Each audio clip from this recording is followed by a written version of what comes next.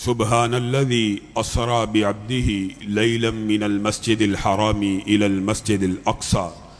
मुअज़्ज़ज़ सामीन ग्रामी कदर, सबसे पहले मैं मोहतरम जवेद अहमद गुराया साहिब अमीर जमीयत अहले हदीस ज़िला सियालकोट को और उनकी दावत पे आने वाले तमाम मुअज़्ज़ज़ मेहमानों को, जमात इस्लामी के रहनुमा बरियार साहिब को, किसान इत्तेहाद के रहनुमा, अहले सुन्नत के रहनुमा, देवबंदियों के रहनुमा, MPA साहिब और तमाम दीनी जमातों के रहनुमा को यहाँ पे अहलन व सहलन खुशामदीद कहता हूँ।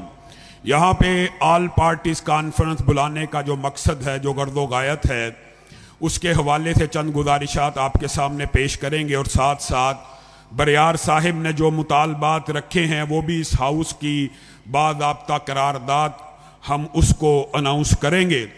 पहला जो मुतालबा है वो बड़ा जायज़ और दुरुस्त है। आपके हमसाये में, आपके गिरदोनवाह में अगर सिर्फ किसी के घर फोतगी हुई हो, इंतकाल हुआ हो, मैयत पड़ी हो, तो हमारे मुआशरे का, पाकिस्तान का, बर्रे सगीर का, पंजाब का, हमारे हित्ते का ये कल्चर है कि अपने घर के अंदर अगर शादी ब्याह का प्रोग्राम भी हो तो उसको मुलतवी कर दिया जाता है कि साथ के घर में मैयत पड़ी है, सोग है। तो बरियार साहिब ने जो बात की है, अगरचे फलस्तीन और मस्जिद अक्सा आज किसी कौम का मसला नहीं रहा, ये पाकिस्तान का मसला नहीं है जी, ये जी कतर का मसला नहीं है, ये बहरीन का मसला नहीं है, ये सऊदीया का मसला नहीं है, ये 57 इस्लामी मुमालिक का मसला नहीं है। अल्लाह के बंदो, अगर ये किसी वतनीयत या कौमियत का मसला ना भी हो तो मस्जिद अक्सा मस्जिद है कि नहीं है? एक आम मस्जिद भी हो और उसके गिरदो नवाह में ये हजारों लाखों शहादतें हो रही हो, अंधे को अंधेरे में बड़ी दूर की सूजी इस जुल्फ पे फपती नहीं, शबे दैजूर की सूजी। मरियम नवाज साहिबा, वहां पे हजारों फलस्तीनी मर रहे हैं, कट रहे हैं, मिट रहे हैं, और आपको पंजाब में मौसीकी के फेस्टिवल की सूजी है। ये हमारे बड़े सगीर के कल्चर के भी खिलाफ है, पंजाब के कल्चर के भी खिलाफ है। इंशाल्लाह इमाम साहब का ये जो तूफानी दौरा, पंजाब का, पाकिस्तान का, हर रोज 2-2, 3-3 प्रोग्राम हो रहे हैं। जमीयत अहले हदीस आजकल इन प्रोग्रामों में मसरूफ है, लेकिन यहां पे एक करारदाद मैं अपने तौर पे भी पेश करना चाहता हूं, क्योंकि डस्का के अंदर खड़ा हूं और मलऊन यासीन कादरी इसी इलाके के गिरदोनवा में रहने वाला है। पूरे हाउस के सामने मैं ये करारदाद पेश करता हूं कि 9 मई को सुन्नी उलमा कौंसिल ने जो इस्लामाबाद में एहतजाज का ऐलान किया है, इंशाअल्लाह जमीयत अहले हदीस पाकिस्तान उस एहतजाज में शामिल होगी। हाथ उठाकर वादा करते हैं। और यासीन कादरी मलऊन की गिरफ्तारी तक जमीयत अहले हदीस उलमाए अहले सुन्नत के इस एहतजाज में साथ देगी। और तीसरी जो करारदार बरियार साहिब ने और मेरे किसान इत्तेहाद के भाई जो हमसे तकादा करते हैं और मुतालबा करते हैं, उसको भी इस हाउस में पेश करना चाहता हूं। किसान इत्तेहाद के सारे रहनुमाओं के खिलाफ जो क्रैक डाउन चल रहा है उसकी भी मुजम्मत करते हैं। गंदुम की खरीदारी का भी पंजाब हुकूमत को कहते हैं। और हमारा यह मुतालबा है कि पूरे पाकिस्तान के अंदर किसान इत्तेहाद के जितने रहनुमाओं के खिलाफ क्रैक डाउन हुआ, सबके खिलाफ पर्चों को खारिज किया जाए। क्या आप इस करारदाद से मुत्तफिक हैं? अब बातें हैं फलस्तीन के उस कदिये की तरफ। मुझे बड़ा दुख होता है कि इंटेलेक्चुअल डिबेट भी होती है, एक होता है मुकालमे की फिजा, एक होता है इल्मी सतह के ऊपर मुकालमा कर लीजिए। ये जब से फलस्तीन का मामला पेश आया है, आपने अखबारों में कालम निगारों के कालम पढ़े हैं, बड़े दुख के ऊपर मबनी कालम है। एक कालम निगार जो अपने आप को बड़ा मुसलमान समझता है और बड़ा दानिश्वर कहता है, उसने लिखा है ये जी मुसलमान मौलवी और दीनी जमातें, ये जमात इस्लामी अल खिदमत वाले, ये अहले सुन्नत वाल जमात, ये मौलाना फजलुर रहमान, ये देवबंदी जगह जगह फलस्तीन कॉन्फ्रेंस करके लोगों को गुमराह कर रहे हैं। क्यों जी गुमराह कर रहे हैं? ये जी तरीही तौर पे ना जो मस्जिद अक्सा है, ये बात समझने की जरूरत है, ये जी हजरत सुलेमान ने बनाई थी। इन्ना लिल्लाहि व इन्ना इलैहि राजिऊन। ये इंटेलेक्चुअली इतने कमजोर हैं, इनके दलाइल, इनका मौकफ इतना कमजोर है। आप बताइए, हजरत आदम खाना काबा की तमीर करते हैं और सही हदीस के अल्फाज हैं کہ جس دن خانہ کعبہ بنا اس کے 40 سال بعد مسجد اقصی بن گئی۔ علماء کا ایک گروہ ہے جن کا نقطہ نظر یہ ہے، اور قرآن کی آیت بھی اس بات کی تصدیق کرتی ہے، ان اول بیت وضع للناس للذی ببکہ، سب سے پہلا گھر انسانوں کے لیے کون سا بنا؟ بیت اللہ۔ صحیح حدیث کے الفاظ ہیں کہ بیت اللہ کے بننے کے بعد 40 سال بعد مسجد اقصی بن گئی۔ تو کس نے بنائی؟ حضرت آدم نے۔ اور علماء کا جو دوسرا گروہ ہے ان کا نقطہ نظر یہ ہے کہ بیت اللہ کی جو تعمیر ہے حضرت ابراہیم نے کی تھی۔ اب اگر حضرت ابراہیم نے بیت اللہ کی تعمیر کی اور 40 سال بعد مسجد اقصی بنی تو کس نے بنائی ہے؟ کیا ابراہیم یہودی تھے؟ کیا ابراہیم نصرانی تھے کہ مسلمان تھے؟ ان الدین عند اللہ الاسلام۔ اللہ تعالیٰ نے تو حضرت ابراہیم کے بارے میں قرآن میں کہہ دیا کہ یہودی نہیں تھے، عیسائی نہیں تھے، وجہ کہ ان کی اولاد میں سے موسیٰ آئے اور ان کی اولاد میں سے عیسیٰ آئے، تو ابراہیم ان کے آنے سے قبل کیسے یہودی ہو سکتے تھے، کیسے عیسائی ہو سکتے تھے؟ بلکہ وہ مسلمان تھے۔ ہر نبی اسلام کی دعوت دیتا رہا۔ اور یہ عجیب و غریب دانشور صاحب نے کالم لکھا ہے، یہ مولوی جی تاریخ غلط بیان کریں، کیوں جی؟ حضرت سلیمان نے بنایا۔ آئیے انٹلیکچولی ڈیبیٹ کیجئے، مناظرہ کیجئے، یہودی بھی آ جائیں ٹیبل پہ بیٹھے، ہم تاریخ سے یہ بات ثابت کرنے کے لیے تیار ہیں کہ مسجد اقصی کی تعمیر یا حضرت آدم نے کیا یا حضرت ابراہیم نے کی ہے۔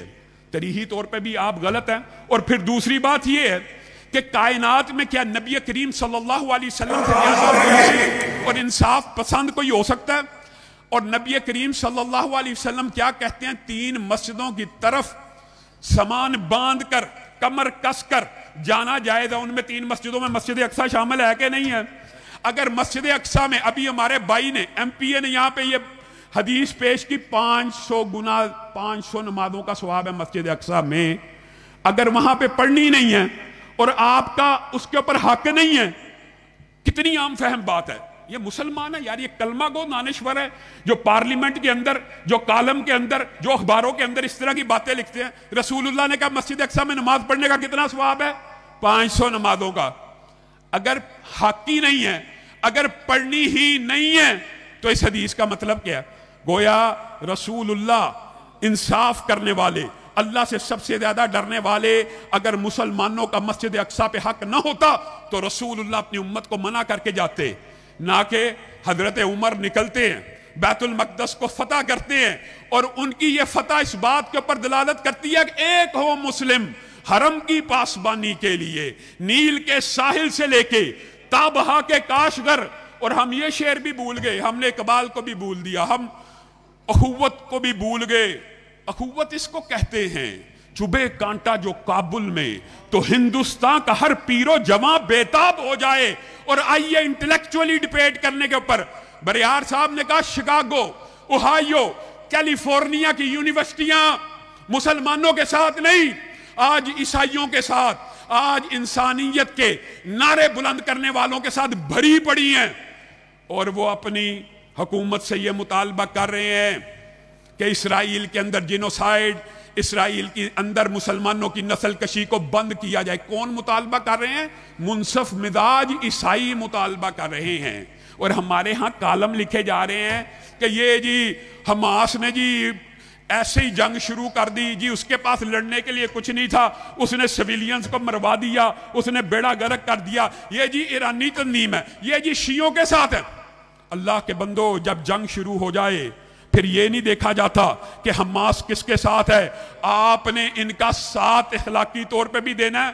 اور انٹلیکچولی اگر ڈیبیٹ کرنی ہے تو آپ کسی گورے سے، میری باتیں ہو رہی ہیں سوشل میڈیا کے اوپر، آپ صرف ان سے یہ پوچھئے آپ کے بنائے ہوئے انسانی حقوق کے چارٹرز کے اندر اور آپ کے بنائی ہوئی انسانیت کے جو نارمز ہیں، آپ کے نارمز اور وار کے جو آپ نے اخلاقیات طے کیے ہیں، کیا ان کے اندر کسی سویلین کو مارنا جائز ہے؟ ہم یہ سمجھتے ہیں مسلمان کہ رسول اللہ صلی اللہ علیہ وسلم نے عورتوں کے قتل منع کیا، بچوں کا قتل منع کیا، بوڑھوں کا قتل منع کیا، درختوں کا قتل بھی منع کر دیا۔ لیکن کیا یہ اب مسلمانوں کی روایات ہیں؟ آپ اٹھائیے، اللہ کی قسم پوری دنیا اس بات کے اوپر متفق ہے، اگر جنگ ہو بھی جائے تو ایک دوسرے کے فوجیوں کو مارا جائے گا، ایک دوسرے کے خلاف اسلحہ اٹھانے والوں کو مارا جائے گا، عورتوں کو نہیں مارا جائے گا، بچوں کو نہیں مارا جائے گا۔ آج 200 دن بیت چکے، 40,000 فلسطینی مرے ہیں، اور ان میں سے عورتوں اور بچوں کی تعداد کتنی ہے؟ 30,000۔ انا للہ و انا الیہ راجعون۔ 30,000 بچے اور عورتیں۔ بتائیے کس انسانی حقوق کی تنظیم کو پاکستان میں غیرت آئی؟ یہاں پہ انسانی حقوق کی تنظیم میں اسلام آباد کے اندر اسرائیل کے سٹال لگا رہی ہیں۔ وہ عورت جس نے اسرائیل کا سٹال اسلامک یونیورسٹی کے اندر لگایا تھا، اس کو معطل کر دیا گیا تھا۔ یہ جب سے جنگ چھڑی ہے نا، حیران رہ جائیں گے، یہ ہمارے حکمرانوں کا عجیب طرز عمل ہے۔ وہ 2014 سے معطل ہے، برخاست ہے اسرائیل سٹال لگانے کے جرم میں۔ اب جب سے یہ پورے کا پورا قضیہ اٹھا ہے، اس کو بھی بحال کر دیا گیا۔ یہ ہماری فلسطینیوں کے ساتھ محبت، اس عورت کو بھی بحال کر دیا گیا۔ اب آپ بتائیے ایمانداری کے ساتھ، اگر لڑنا ہے، اسرائیل کو لڑنے کا شوق ہے، تو وہ مسلمان مجاہدوں سے جنگ کر لے۔ یہ گھوڑے کا میدان ہے، میدان لگا ہوا ہے، مجاہدوں سے لڑے، جو جنگ کر رہے ہیں ان سے لڑے۔ یہ انسانی شیلڈ کا ایک لفظ آپ نے سنا ہوگا، سب سے زیادہ بربریت اور ظلم تو اسرائیل کی طرف سے یہ ہے۔ ہمیں کہتے تھے یہ مولوی، آپ کو یاد ہوگا تحریک لبیک کے دھرنے میں، مولانا فضل الرحمان کے دھرنے میں، جمعیت اہل حدیث کے دھرنوں میں اسلام آباد میں، کیا کہتے ہیں؟ مولوی بچے لے کے آ جاتے ہیں، یہ جی عورتیں طاہر القادری صاحب لے کے آ گئے، یہ جی فلانے لے کے آ گئے، یہ ہیومن شیلڈ کے طور پہ ان کو استعمال کرتے ہیں۔ آج اسرائیل صرف مسلمان مجاہدوں کی کمر توڑنے کے لیے اور پوری دنیا کے عالم اسلام پہ ضرب لگانے کے لیے کن کے اوپر حملے کر رہا ہے؟ عورتوں کے اوپر، بچوں کے اوپر، کہ یہ کٹ جائیں گے، یہ مٹ جائیں گے تو یہ پیچھے ہٹ جائیں گے۔ یہ درندگی اور بربریت کی انتہا ہے کہ لڑنے والے کے علاوہ عام شہریوں کے اوپر بمباری کی جائے۔ آج وقت آ چکا ہے، وقت بڑا تھوڑا، امام صاحب آپ سے گفتگو کرنے والے ہیں۔ آج وقت آ چکا ہے کہ میں اور آپ حضرت عمر بن خطاب کی یلغار بن کے، صلاح الدین ایوبی کی للکار بن کے دوبارہ القدس لنا اور لبیک یا اقصی کا نعرہ لگائے۔ کیا اقصی کے لیے ہم اپنا تن من دھن قربان کرنے کے لیے تیار ہیں؟ انشاءاللہ جوش میں ہے طبیعت قتیل، آج کل سامنے جو بھی آیا وہ بہ جائے گا۔ یہ ندیک زمانے سے مشہور ہے اپنی موذ اور طغیانیوں کے لیے۔ وآخر دعوانا ان الحمدللہ رب العالمین۔